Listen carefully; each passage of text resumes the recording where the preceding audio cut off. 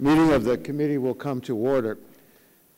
We have pending an amendment in the nature of a substitute, a manager's amendment, and the first amendment would come from the Republican side. Stupid thing.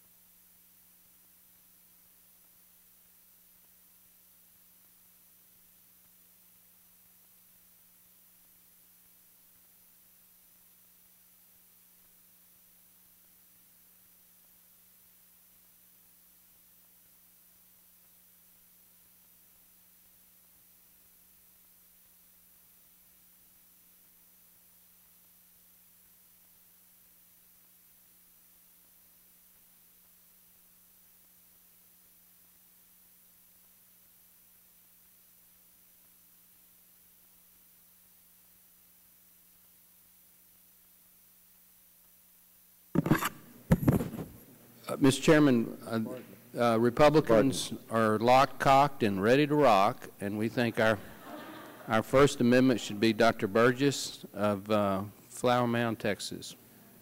Mr. Burgess, you have an amendment at the desk? Mr. Chairman, I have an amendment at the desk. And has that amendment been available for at the minimum 2 hours? That amendment has been ready for 3 weeks. Mr. Chairman, could I reserve a point of order? Mr. Pallone reserves a point of order. The clerk will report the Burgess amendment. Ms. Burgess, 40. Amendment offered by Mr. Burgess, add at the end of the following new division, Division D, Medical Justice. Without objection, the amendment will be considered as read. Mr. Pallone, gentleman from New Jersey, reserves a point of order.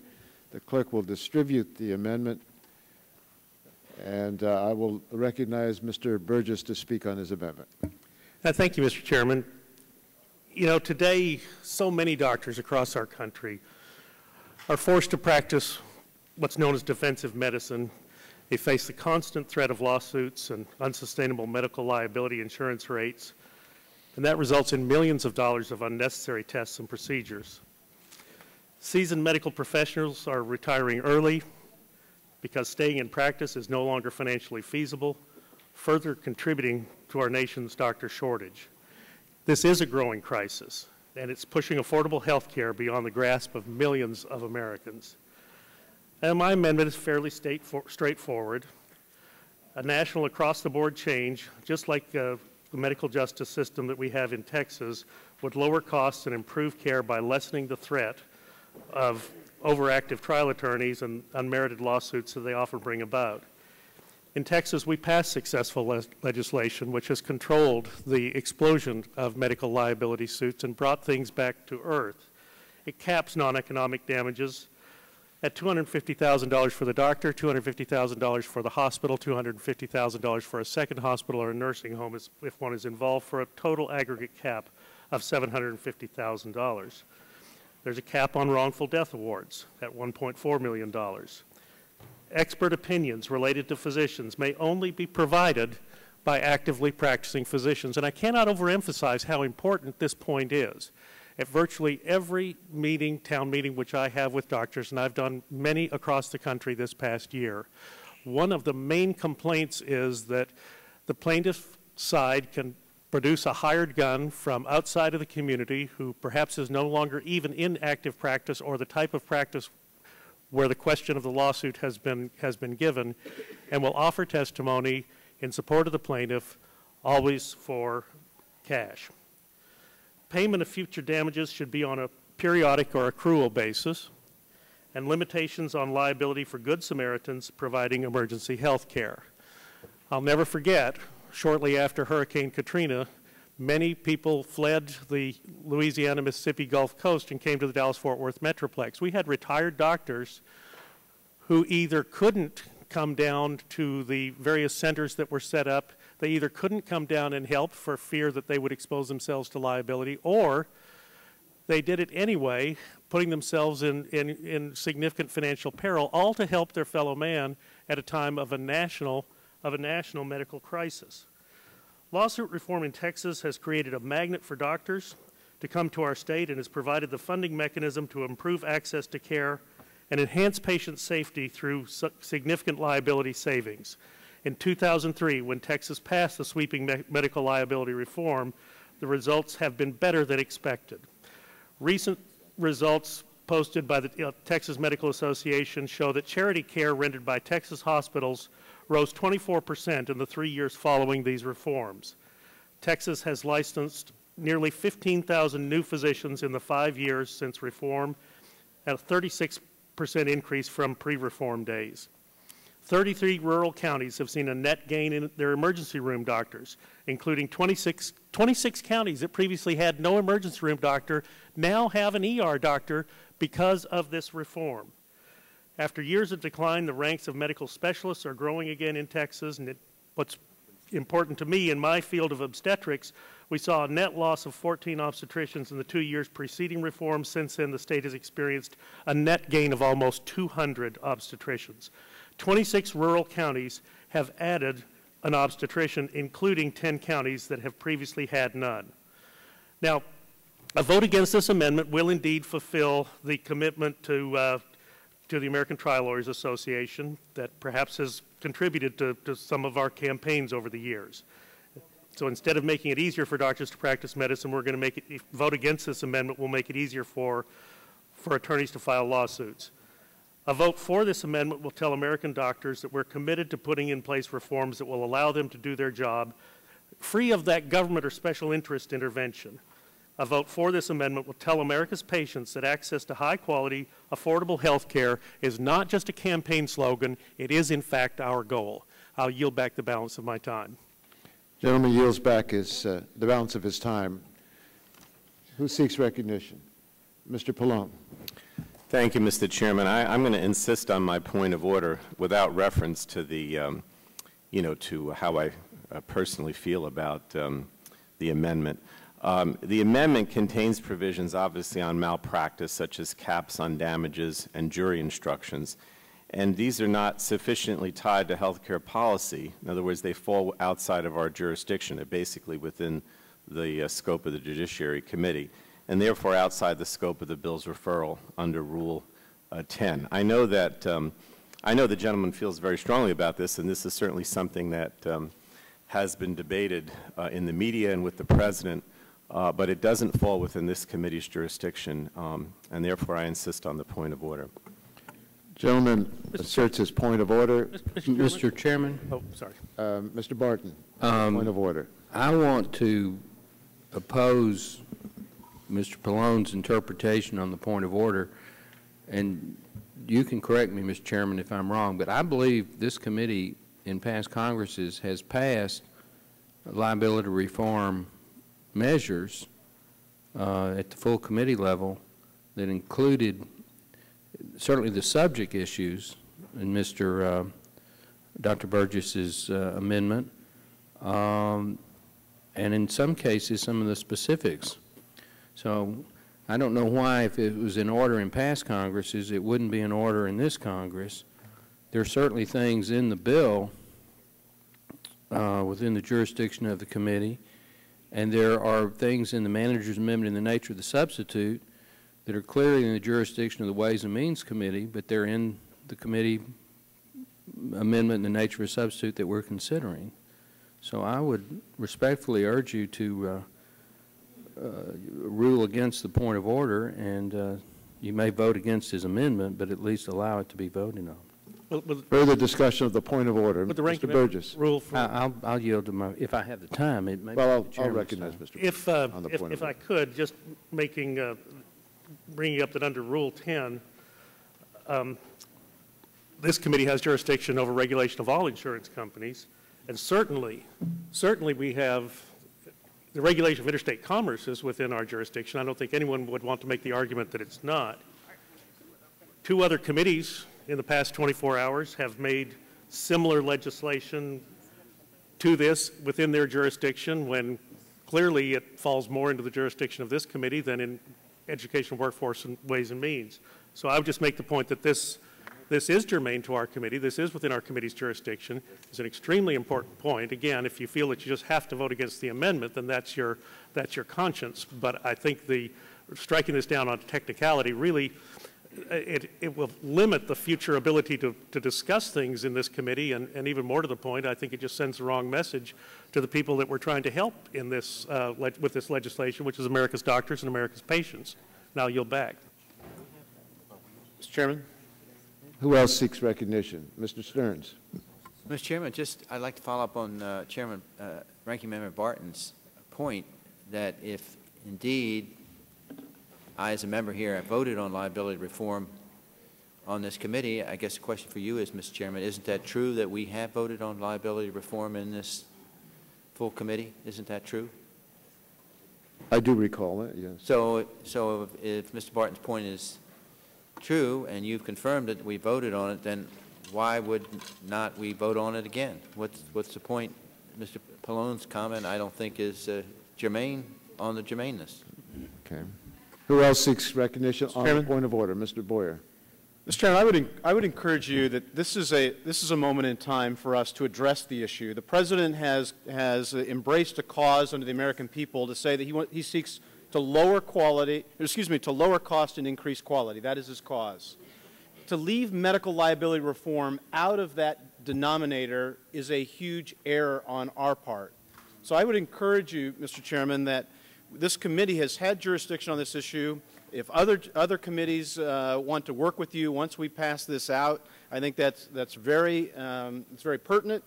Indiana has has the oldest system on medical liability in the country, and we at the state legislature back in 1975 we capped medical malpractice. That cap has been raised twice, but it is a system that works. The states contiguous to Indiana have very high medical malpractice premiums, and their doctors are struggling. And this is a moment in time in our country that if we're going to address this on a national basis, Mr. Chairman, I think it is very appropriate that we allow the gentleman's amendment to be heard and for there to be thorough discussion. And I would urge the Chairman to make this amendment in order. Yield back. The chair is ready to rule, but the gentleman from Georgia wishes to speak. I'd like you to speak on the point of order. On the point of order, yes. Mr. Chairman, and since I don't know what you're about to rule, I feel compelled to add my 2 cents in this too. You know, it's estimated on the low end that liability reform, fair liability reform, could save the healthcare system $70 billion a year. And when we had the director of the CBO in here saying that this bill will not bend the growth curve of the expense of health care in the right direction, and then he testifies before the Senate Budget Committee to Senator Conrad and says the same thing, I would think that our committee would be looking for every possible way to rebend that growth curve, and this would certainly go a long way toward that. And I yield back, and I encourage his amendment. Thank you very much. The chair is ready to rule. We have inquired of the parliamentarian, and notwithstanding the merits for or against this amendment, we have to follow the rules. And we asked the parliamentarian whether this amendment would be germane to the pending matter. And the parliamentarian has told us that because the amendment legislates in the area that's solely within the jurisdiction of the Judiciary Committee, when it refers to jury instructions or defines negligence or deals with the question of damages, that the amendment offered by the gentleman from Texas is not germane to the bill. Now, perhaps the amendment can be rewritten in a way that it would be germane to the bill, but this amendment that has been offered is not germane, and therefore the chair has to rule under the rules that it is not in order. We'll now proceed for further amendments. Mr. Pallone, you have, Mr. Pallone, you have an amendment. I want to ask you, is it an amendment to Division C? And was the amendment submitted with 2 hours lead time for committee review? And are there copies for distribution at the desk? Yes. Okay. Let's have the amendment distributed, and the clerk will report the amendment. Amendment to the amendment in the nature of a substitute to H.R. 3200 offered by Mr. Pallone, New Jersey. On page 968, beginning at line 19, strike, quote, or other population or subpopulation. Without objection, the amendment will be considered. Reserve a point of order. The gentleman's recognized for his reservation. Just reserve a point of order, that's all, Mr. Chairman. Gentleman from Texas reserves a point of order. Without objection, the amendment will be considered as read, and the chair recognizes Mr. Pallone for 5 minutes. Thank you, Mr. Chairman. I'm referencing this as the omnibus amendment to the public health title. Omnibus, not ominous, omnibus. I think ominous is the better term. No, I think actually you'll like this for the most part. This amendment reflects the hard work of many members on this committee, and I'd like to thank you all for your dedication to these very important issues. First, the amendment includes the Class Act, a bill that I originally introduced with my colleague, Chairman Emeritus Dingell. These provisions establish a national voluntary insurance program that will, among other things, allow individuals with functional limitations to maintain their personal and financial independence, and it will alleviate burdens on family caregivers. Now, members have asked us to include provisions on long-term care in the bill, and I believe that these provisions will get at the heart of some of the challenges that we face in the long-term care sector. Next, referencing health centers' liability coverage, we have included language that Mr. Green and Mr. Murphy have been working on to extend Federal Tort Claims Act coverage to medically licensed volunteers who practice at federally funded health centers. This is something that we talked about at some of the hearings. Community health centers are vitally important in providing care in underserved areas. Physicians, however, are often dissuaded from volunteering their services at these health centers due to the cost of medical liability insurance. By extending the FTCA coverage to volunteer physicians practicing at federally qualified health centers, we can increase the number of physicians serving in underserved communities. A next provision in the omnibus refers to nurse-managed health centers. To further increase access to health care in underserved communities, we've included language proposed by Ms. Capps that would establish a nurse-managed health center program within the Health Resources and Services Administration. Similar to community health centers, this program would provide grants to entities to plan, develop, and operate nurse-managed health centers in communities where there is a lack of access to medical care. Next, we address federally qualified behavioral health centers. In the omnibus, we have included a new definition of federally qualified behavioral health centers put forth by Ms. Matsui and Mr. Engel that will allow the centers to provide a basic set of mental and behavioral health services to underserved communities and will help ensure adequate capacity to serve patients with mental health needs. Next is the reauthorization of telehealth and telemedicine. The omnibus includes language spearheaded by Mr. Butterfield and Mr. Space to reauthorize the Telehealth Network and Telehealth Resource Center grant programs. These programs are aimed at reaching underserved and remote areas by establishing linkages between hospitals, providers, and patients in rural areas. Next is with regard to trauma care. We included Ms. Castor, Mr. Towns, and Mr. Rush's language to provide grants to trauma centers that will prevent further trauma center closures and downgrades by assisting the centers with uncompensated care costs, core mission services, emergency needs, and information technology. We've also included some language that Mr. Rush recommended to aid areas where trauma centers have already closed. Next, with regard to emergency care, the omnibus includes a provision recommended by Mr. Gordon to authorize the Emergency Care Coordination Center at HHS. This center will strengthen our efforts to promote federal, state, tribal, local, and private sector collaboration and support to enhance our nation's system of emergency medical care delivery. We've also included language authored by Chairman Waxman to create a demonstration program to strengthen ER capacity. And then we have dental emergency responder provisions. There are provisions in this amendment that Mr. Stupak has been working on to strengthen our emergency response system by including dentists in the federal definitions of public health worker and emergency response provider. Though dentists have gone through training in emergency care, they are rarely integrated into an emergency response plan, and this language will help remedy that situation. Next is with regard to pain care. We've included provisions from Ms. Kapp's bill on pain care research and awareness. Pain is the most common reason Americans access the health care system and is a leading cause of disability. It's also a major contributor to health care costs. The provisions in this amendment would address this public health problem by advancing research into the causes and treatments of pain and expanding outreach and education of health professionals. Next, with regard to postpartum depression, we've included language championed by Mr. Rush to encourage continued research and educational activities on postpartum conditions. Postpartum depression occurs after 10 to 15% of all deliveries, and the majority of patients suffer from this illness for more than 6 months. In this most severe form, postpartum psychosis, women may actually suffer from hallucinations and delusions that can put them and their babies at risk. Next is no child left unimmunized against influenza.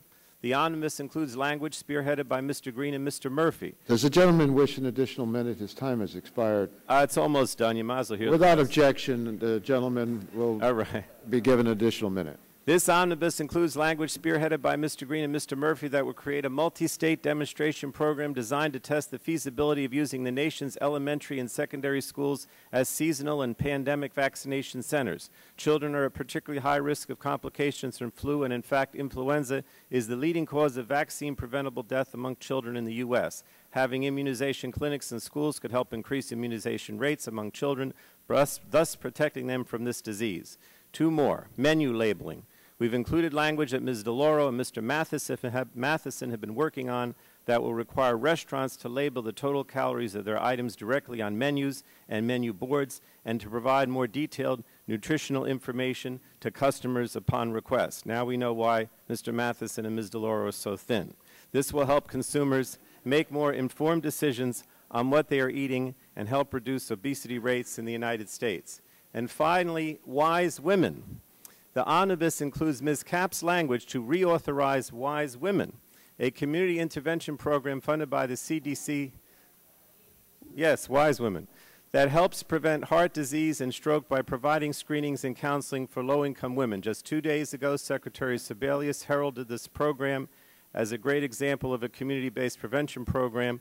The Wise Women program has been proven to be cost-effective and will ensure the program can continue its good work. And finally, this omnibus includes a few minor technical corrections to the amendment and the nature of the substitute, Mr. Chairman. Thank you. The gentleman's time has expired. Mr. Barton? Mr. Chairman, I am not a speed reader, but I can read, and I have tried to scan every page of this 70-some-odd page amendment, 75-page. There are some good things in here. There are also some things that in and of themselves would be entire bills. The very first one, this section 3201, the community living, that appears to be a brand new long-term health care program. It's not paid for.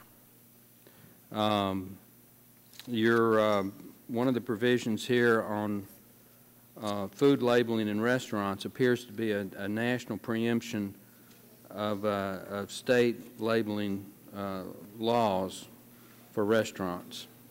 It appears, I have to say. I'm not just saying that it is. Given the fact the majority has had all year to put their bill together, and right out of the box, their first amendment, it is a 75-page omnibus, excuse me. I'm going to oppose it. reserving the right later in the markup, if we defeat this, to come back and some of the things put back in on a case-by-case basis. Would the gentleman yield? Sure. I just wanted to point out with regard to the Class Act, because you mentioned about the pay-for, it says that the statute or that Class Act would not go into effect until a voluntary payroll deduction under the IRS code is authorized. So it's totally paid for with a voluntary payroll deduction that the Secretary would have to put forward. Otherwise, we wouldn't put it into effect. It's a voluntary program paid for that way. Well, I thank the gentleman. I didn't see that, but I didn't read the amendment word for word, but I appreciate his illumination on that point. If the gentleman would yield to me. Sure. We did make this amendment available to your staff last night. I understand your concern. This is a piece of legislation that's moving forward, and some of these things I believe have been non-controversial, and people have been wanting to do it for some time. I won't disagree that there are some things in here that are non-controversial. But we've got a vote pending on the House floor, so let's break for the votes and come back immediately afterwards, and we'll talk further if members desire, and proceed to further consideration of this pending amendment. So we stand in recess until the last vote of the series that's pending on the House floor.